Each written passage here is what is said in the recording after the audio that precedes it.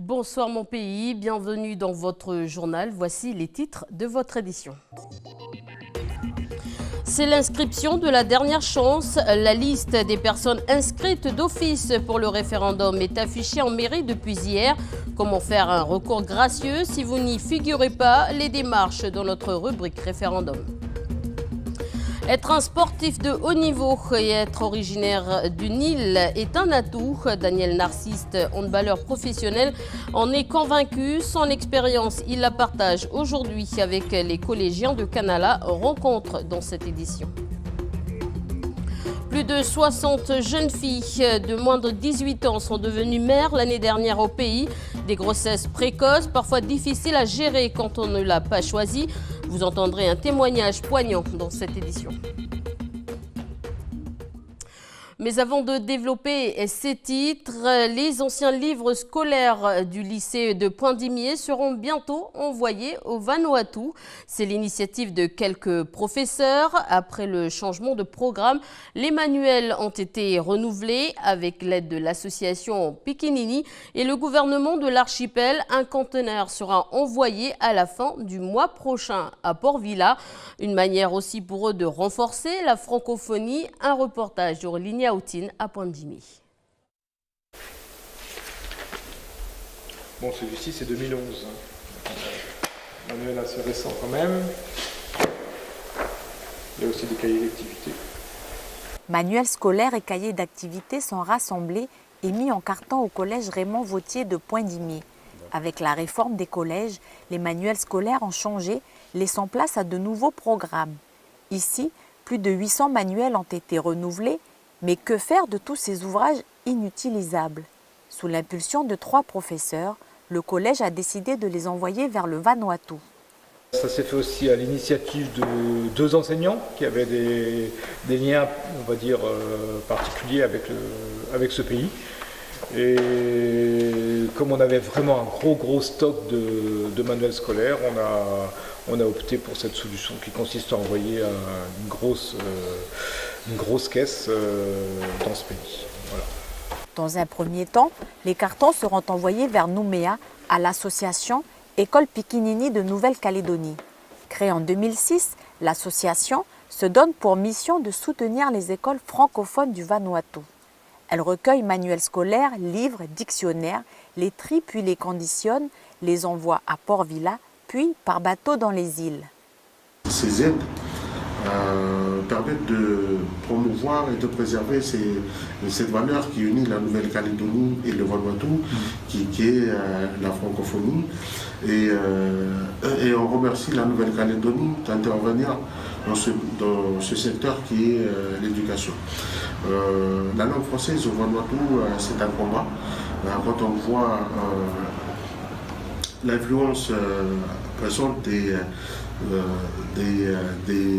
puissants pays dans la région, et pour la survie de cette langue et de l'éducation francophone, je pense que la Nouvelle-Calédonie est un partenaire privilégié pour maintenir et promouvoir l'éducation francophone au Vanuatu. L'association École Pikinini de Nouvelle-Calédonie soutient ainsi plus de 80 établissements scolaires du Vanuatu, du primaire à l'université. Ce chiffre à présent, 19% des Calédoniennes ont été victimes au moins une fois d'agression physique par leur conjoint. Les violences conjugales, c'est le thème qu'a choisi une dizaine de jeunes du service militaire adapté de Koné. Un phénomène qu'ils ont voulu dénoncer dans un spectacle préparé avec l'assistante sociale et une professeure de français. Un projet qui s'intègre dans le cursus de formation du SMA. Regardez l'extrait de ce spectacle.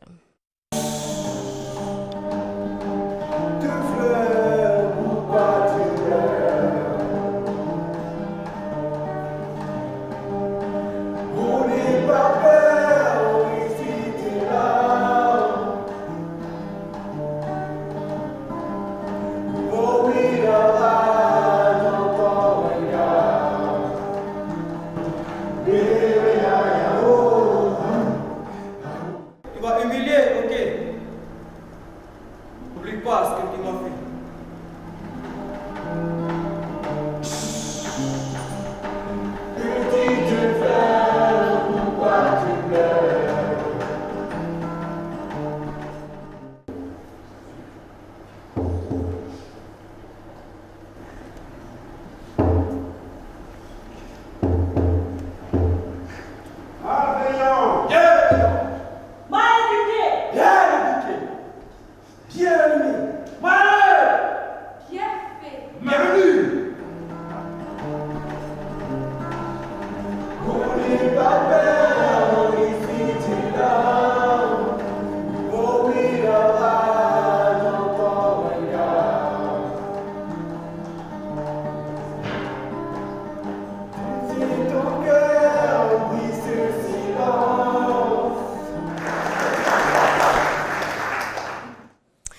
Être mère trop jeune et parfois trop lourd à porter. En Nouvelle-Calédonie, plus de 60 jeunes filles de moins de 18 ans ont accouché l'an dernier en Nouvelle-Calédonie. Écoutez le témoignage d'une femme devenue maman à 17 ans. Elle a bien voulu se confier à visage caché à Aurélie Niaoutine. Je prenais la pilule, mais je ne supportais pas la pilule. Du coup, après, j'ai arrêté. Et c'est là que j'ai su que j'étais enceinte. Je préparais déjà un CAP cuisinier et je faisais l'école où il y a la CCI. Et j'entamais déjà les cours, plus les stages. Et puis après, quand j'ai su que j'étais enceinte et que j'allais garder, j'ai tout abandonné. Déjà, ce n'était pas un choix. Et puis, je voulais avorter. Mais voilà, comme je vous ai dit au début, avec les conseils de la famille, ça m'a permis à prendre conscience que déjà la vie d'un enfant, c'est sacré. Et puis, c'est pour ça que j'ai gardé mon enfant. Mais c'est vrai que mon souhait, c'était d'avorter parce que je voulais profiter de la vie. Voilà un témoignage complet dans l'émission Bienvenue dans la bande après la météo, donc qui abordera le thème des grossesses précoces et leurs conséquences avec Aurélie Niaoutine et Stéphanie Marlier. Il sera aussi question de prévention. Passons à notre rubrique référendum. Je vous le disais en titre, il vous reste 3 jours pour vérifier si vous figurez bien sur la liste des personnes inscrites d'office pour le 4 novembre. Elle est affichée depuis hier dans les mairies du pays et si ce n'est pas le cas, il est encore temps de demander un recours gracieux. Le reportage d'Anissa Toussi et Tatiana Hué, donc elle nous explique quelles sont les démarches. C'est la rubrique référendum.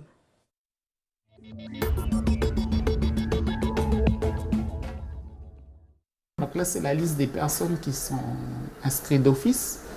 Dedans, vous avez retrouvé des personnes, des jeunes majeurs qui vont avoir 18 ans, qui auront 18 ans avant le 4 novembre. Les personnes inscrites suite au croisement des fichiers du Haut-Saria et de la CAFA. Ceux qui sont, voilà, on parle de ces personnes-là en tant que des inscrits d'office. Et puis, il y a aussi ceux qui ont fait des démarches volontaires, mais c'est surtout les transferts de commune à commune. Affichée dans toutes les mairies depuis hier, cette liste a été révisée en début juillet avec une première phase d'examen des dossiers. Suite à cela, une période d'ajournement d'1 à 2 jours est accordée aux personnes devant justifier de leur présence en Nouvelle-Calédonie et pour les natifs prouvés de 3 ans de résidence en continu. Il y a la seconde phase qu'on appelle les recours gracieux, ce qui va permettre aux gens de vérifier s'ils ne sont pas inscrits sur la liste, de pouvoir fournir les éléments pour repasser en commission la semaine qui suit. Soit on les a appelés, soit ils ont reçu une notification où dedans il y a mentionné tous les documents à fournir pour compléter leur dossier. La phase de recours gracieux dure 1 semaine. Sur Koné, vous avez donc jusqu'au mercredi 25 juillet pour faire vos démarches.